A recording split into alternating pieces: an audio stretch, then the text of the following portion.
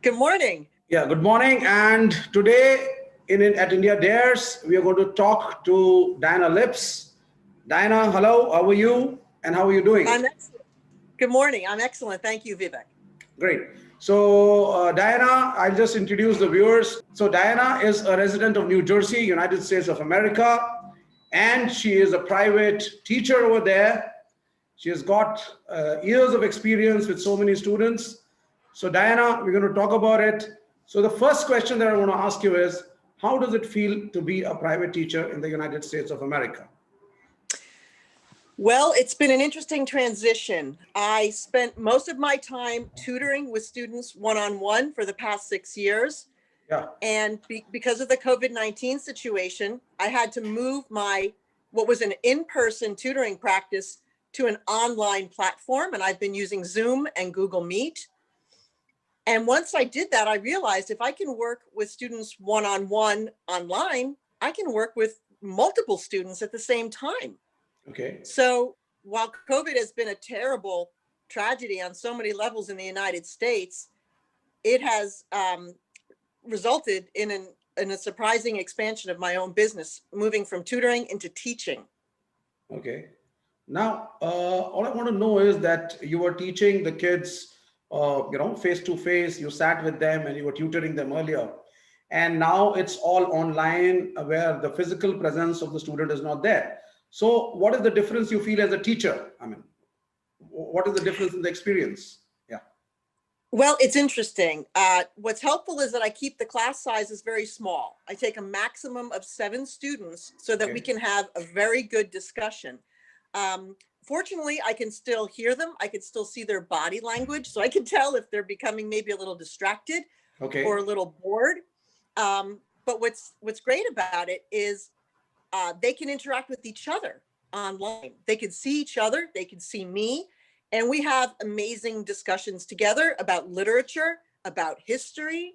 They can ask questions. And not only do they have the benefit, in the past, it was just they had the benefit of me. Now they have the benefit of learning not just from me, but from each other. So it is quite different, but I find it's very functional. And it really works quite well as long as you keep your numbers small. Okay. Now, what do you teach, Diana? Well, I have a reading and writing class going on right now for 4th and 5th graders, and I have an ancient civilizations class. Yes. We did the research about you, and history is what you are quite, you teach a lot of history. What all do you teach? Which civilizations are you teaching right now to the students? Well, right now I'm at the very beginning, and we're looking at the migration of the first Homo sapiens, which are modern humans, which are you and me, out of Africa. Okay. Well over 200,000 years ago. And they came to India, of course. Okay. They went to Europe and eventually made their way to North America and finally South America. Okay, we are curious here sitting in India. Do you have any interest in the Indian history? Absolutely. Absolutely. Okay. The beginning of modern civilizations in the Indus Valley. Right. And you had the Harappan civilization that lasted till about 1500 BC. Right. Okay. So, I mean, India. That's good. That's cool. Tell me now, I mean, how do you teach? A little bit. Yeah. How do you teach? You drive down to the studio earlier, you were driving down to the kids, or the kids were coming to your place to study. How did it work up? Right. So now we can't do that. Right. Okay. So now what I do is I create PowerPoint presentations so that they're not just staring at me for a full hour, but I create slides with animation so the slides move. It's pretty interesting. And I explain the information to the students, and then I ask them questions. I like the Socratic method or the didactic method of asking questions and getting the students to think. One of my goals is critical thinking, and I try to pattern what I teach. It's based on one of the best school systems in the entire country. I track along with the curriculum of the Milburn Short Hills school system, and we are ranked, I think, certainly in the top 10 in the whole United States. So my students are receiving supplemental education that tracks along with one of the best and the finest school systems in the United States. How many of your old students still are in touch with you? How many of them really remember you? How many of them still, want to talk to you? Well, it's interesting that you should ask that because I worked with one student starting when she was in college, Okay. and then she graduated, she took a break, and now I'm working with her on a graduate school uh, Okay. basis, helping her earn her master's of social work. So my students tend to stay with me for a long time. Okay. So they remember you. That means you're a good teacher. I hope so. Yeah. Okay. You did your bachelor's. What was your bachelor's in? Tell me something about your college. Okay, so I went to Muhlenberg College in Allentown, Pennsylvania, many years ago, more years than I care to admit. And my degree was in English literature. So Okay. really what I learned was how to write. And that's really my specialty, is teaching students how to write. So even in my ancient civilizations class, we spend half the class on history and half the class on writing, Okay. because they need to take what they've learned and translate it into a good, solid essay. And Okay. so that's what I'm good at. I mean, sitting here in India, we all feel that everybody in America knows good English and everybody knows how to read and write good English. I really am so surprised that you are teaching, reading, and writing and the language still. That's the mysterious part I'm feeling. What do you say about it? Well, I work with young students. Okay. And of course, learning how to write well is a process. And it actually takes many years because you've got grammar, you've got syntax, you have sentence structure, you have punctuation. There's a lot to put together to formulate a good sentence, first of all, then a strong paragraph, and finally a good 3 or 5 paragraph essay. It's cumulative. It all Okay. builds on Okay. itself, and it takes time. What are the Like various any what are the various careers that you see for people who write or read in United States of America today? How important well, is the language still? it's huge, though I do think that it's wonderful for Americans to learn another language. I myself speak a little Spanish. I studied Spanish for 10 years, starting in middle school, and I studied it all the way through college. So I have tutored Spanish as well. My youngest son, in addition to earning a double major from Rutgers Okay. University, he's also learning German, Okay. and he's hoping to earn a Fulbright scholarship to actually teach English in Germany. Wow. So your Yeah. son is, I mean, he has inherited everything, from you. Okay. Tell me something about your family now. Now that you're talking of the son, I mean, tell me something about your family. I mean, your other children. What's it like? Yes. So it's interesting. So I am a literature person, sort of what was traditionally called right brain.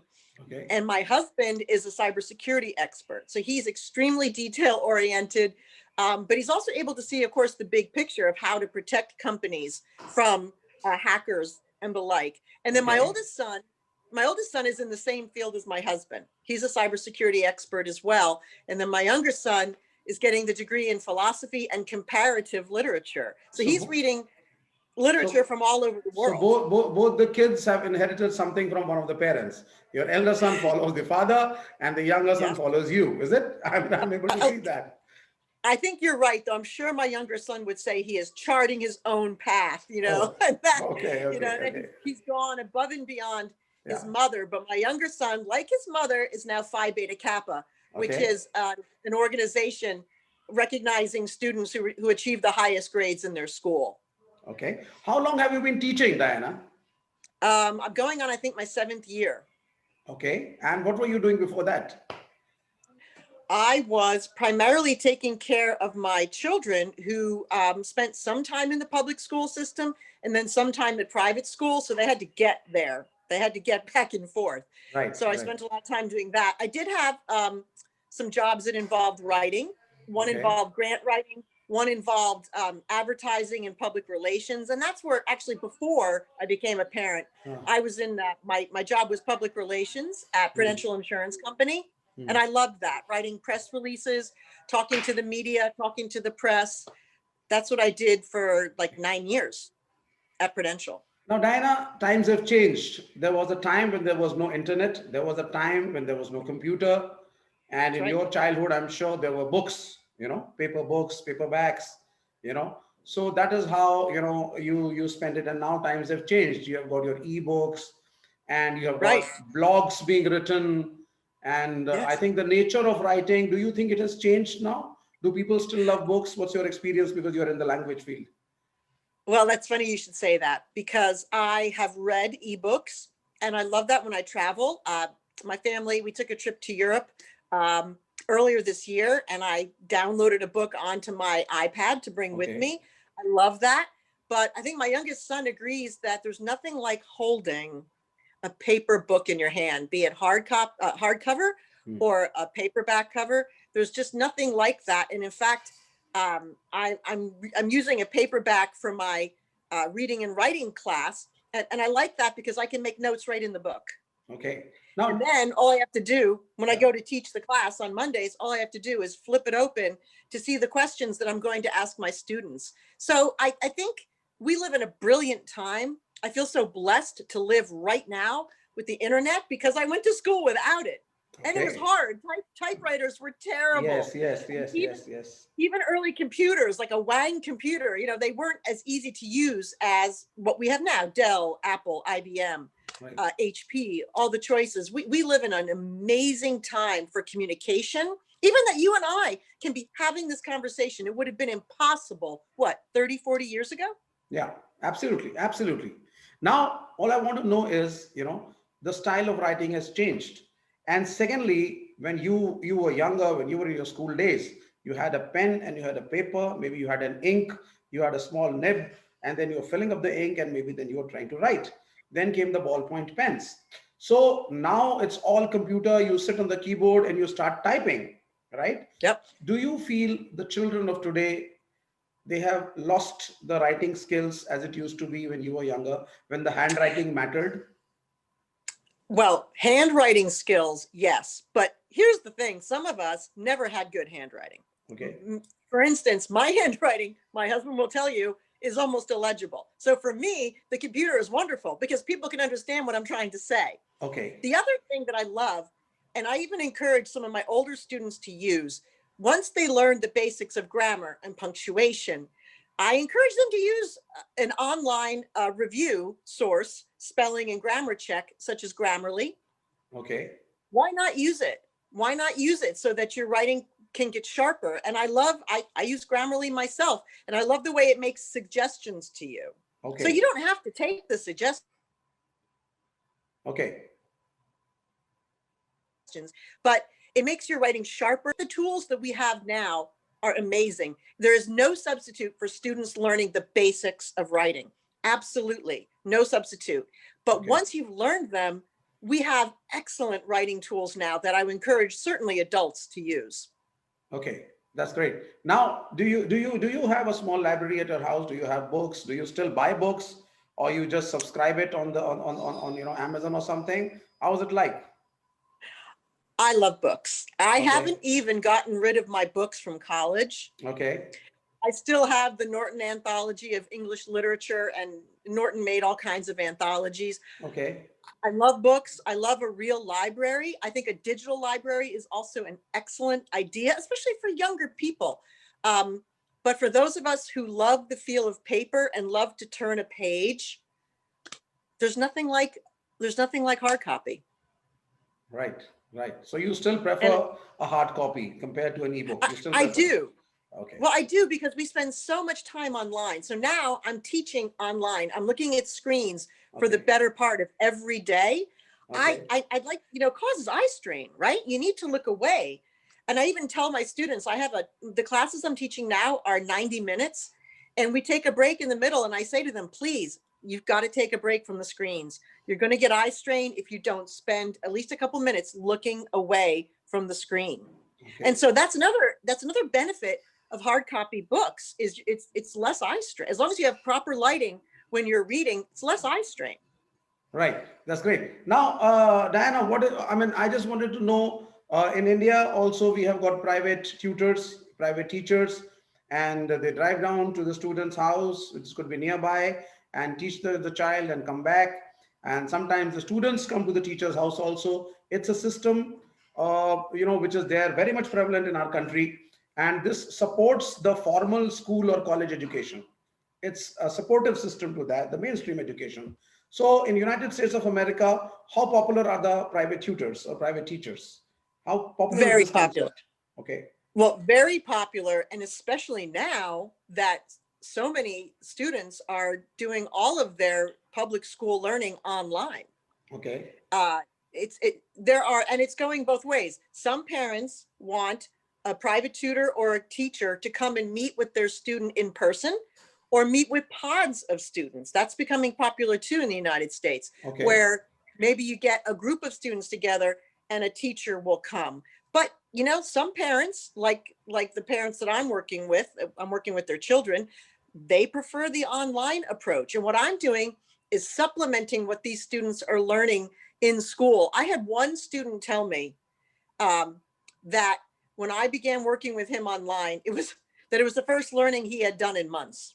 Right. It was the first real thinking. I think that was his wording. It was the Right. first real thinking that he had done in months. And that is my goal, is to teach students to think critically about Okay. what they're learning, Right. and to ask important questions Right. of what they're reading and what they're learning, not just to regurgitate information. While it's important to memorize, it's important to think critically about what you're learning, and to make connections Okay. between information.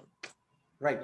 I mean, how much does on an average a private teacher earn in the United States of America? Like, do you people charge on hourly basis, or is it some fixed amount? You charge from the students. How do you charge? That's a very good question, and it varies around the United States. I happen to live in a more affluent part of the United States, Okay. and I'm in a more affluent town. So people make entire businesses, their entire livelihood is based on tutoring in my area. Okay. I don't think that works. I don't think that works everywhere in the United States. I think in some places a private tutor uh, tutoring can be done to supplement your income. But for some Okay. people, certainly in New Jersey, it's their total income. I Okay. charge by the hour for Okay. one-on-one, but for the classes that I teach, I just charge a fixed amount. Okay. Okay. Okay. And how much do you charge, if I can ask you, if you permit me? How much do you charge for an hour, or for your fixed? Well, for an hour, I have charged for the past 6 years, $75 an hour. I have never raised my rates, and I was going to this year because I thought, gosh, I've been doing this for quite a while, and Okay. my rate has been static. But then COVID hit, and I'm not going to people's homes, right? Okay. I'm not going to clients' homes. Right. So I had a discussion with one of my clients about it, and I decided to keep my rate where it is for the time being, because it is online. So it Okay. saves me time. Frankly, I'm not commuting is a time saver. Okay. And then my classes, I had a 6-week class that met for 2 hours a week over the summer, and I charged $400. And now Okay. I'm doing an 8-week class with 90 minutes a week, and I give my students feedback on all their written work. So they always receive editing Okay. from me, and I'm charging $450 for the Okay. for the 8-week class, Okay. and then a little bit more if parents want additional homework. The Okay. school system that I'm in here in Milburn gives a lot of homework, so I didn't want to overwhelm the students with additional homework. Okay. So they do a lot of in-class writing, which is Okay. helpful to them, because I don't, there's a lot of stress brought on by the COVID situation. Right. I don't want to add to it. I want Right. children to learn in a fun, safe, non-stressful environment. Great. That's too good. And whatever you teach, the curriculum that you're teaching, is it in some way a support for the mainstream education, or is it something very independent from it? It is certainly a support. It is Support meant to system. track along. It is meant Okay. to track along with the mainstream education. But I tend to be very focused. So I'll take a subject and I might go a little bit deeper, but it's going to be similar. It's going to nonetheless be within the realm of what the students are learning in their public school classroom here in Milburn. Okay. Okay. And how bad is the whole system because of COVID right now? Is it very bad in New Jersey or in America? How bad is it, like, in general? How I'm bad trying to is ask. Because of how Corona. bad Yeah, yeah, yeah, the coronavirus, yeah. unfortunately, yes, it's very prevalent Yeah. here in New Jersey. It's gotten Okay. better than it was in April and May. Okay. But many parents are uncomfortable sending their children into a school building. Right. Absolutely. And I also So wanted to know, what about the children playing together or roaming around together, kids, having their own social life? I mean, I'm sure all that must have come to a standstill.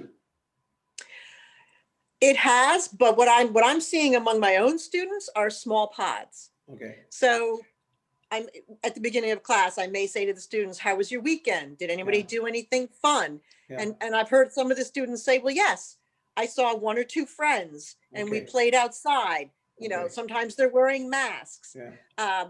So that's an interesting point, though. One of the reasons I decided to do these online workshops was so the students could see their friends. Ah, I'm that's too good. finding, yeah, so I'm finding that my workshops have been filling up mostly by word of mouth, Mhm. because parents are sharing with their children's friends' parents.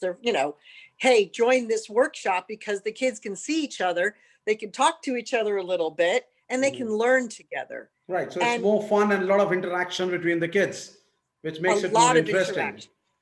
In both of my classes, Right. yes, I'm looking for a lot of interaction because they, like I said, they learn from me, but they also learn from each other.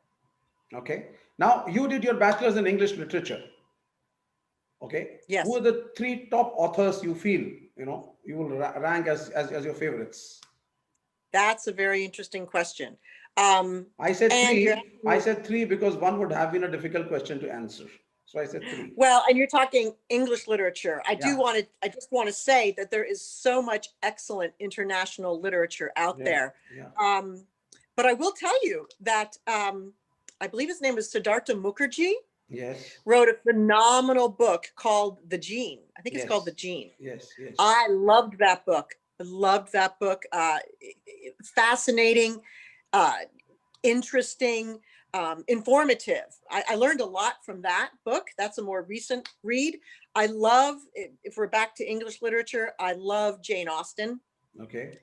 I've read everything she's ever written. Pride and Prejudice is Yes. a timeless novel that can be beneficial to people in any culture, and Yes. certainly Yes. now. Yes. Yes. We all read Yeah. it. Even here in India, everybody reads Jane Austen. So she's there. Yeah. Yeah. And who's Yeah. the third one now? Well, that's a great question. It's there's certainly William Shakespeare. Okay. A little bit. I'm trying to think. I loved George Eliot, Okay. who was actually a woman. Right. Um, and I'm trying to think. Trying to think of American literature. Of course, Mark Twain was Yes. Yes. absolutely Yes. brilliant. Yeah, and there's and more modern and perhaps for younger readers, there's a brilliant author named Avi, Okay. Okay. who wrote a delightful story called Scout's Honor, which my students read, and I think they really enjoyed it. Mm-hmm. Okay. And did you ever think of writing? You're teaching so much, you're reading so much, you are interacting so much. It's all your life is English literature, is reading and writing and skills. So did Diana Lips ever think that she should write? Diana Lips has thought about this, and I have written some shorter articles. Maybe when I retire, I Okay. will put some of my thoughts about a novel. Okay. I was going to say down onto paper, but really into the computer. Okay. Okay. Okay. And I So mean, yes, I could see that in the future. how does your husband react to your profession? And what does he feel about your work? What does he feel about, your writing skills? What is his opinion? I think my husband is very proud of his wife, as Okay. I am proud of him and his accomplishments, many accomplishments over the But years. you're both so diverse. Your skill sets are so diverse and so different. So I mean, how do you understand? How does he understand English literature? How does he understand you? That's what I want to know. Well, it's very interesting that you should say that. One of the ways that we understand each other is that we practice emotional intelligence, which you may have. Okay. Oh, Daniel Goleman. Okay. Daniel Goleman, who is widely known as the father of emotional intelligence. Right. He wrote the book by the Yeah. same name. I have learned a lot from him by reading his actually two really important books, Emotional Intelligence and Social Intelligence. Okay. Uh, So learning about your own feelings, as well as how to recognize the feelings of others and how to interact with others in a really positive and productive way, how to have a Okay. positive influence on others. Okay. I'm learning about this because I'm getting a certificate from Rutgers University in social emotional learning and character development. Okay. And so while I'm learning about this, I'm teaching my family. And Great. so we're all learning from each other. Great, great, great. What is the future of Diana Lips? What is the future you see for yourself? Well, I would love to teach more classes. Okay. I love teaching students in New Jersey, but I would love to teach international students. Okay. And the only requirement would be that they can understand English Okay. and write in English, because I'm not very good at Hindi, unfortunately. Okay. I would love to touch people on different continents. Okay. I mean, do you have some Indian students also? I do. Okay. I have several. Okay. I mean, how do you find them? How do you rank the Indian students? We want to know. They're brilliant. They're Okay. the Indian American students that I work with are smart. Okay. And they're helpful.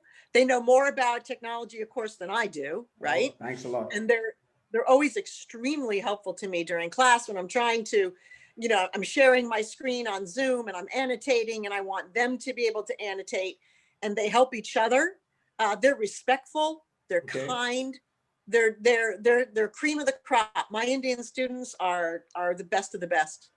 Oh, great, great. So it was a very good time we had talking to you, Diana, and we learned so much from you. And now I personally, IndiaDares invites you. Please come to India, visit us. We are waiting for you. You will have a good time. We are interesting people. And yes, English is a very popular language of this country. Thank you, Diana. Well, it must be. You're welcome. Thank you, Vivek. Thank you. Thank you, Diana. Thank you. Bye-bye.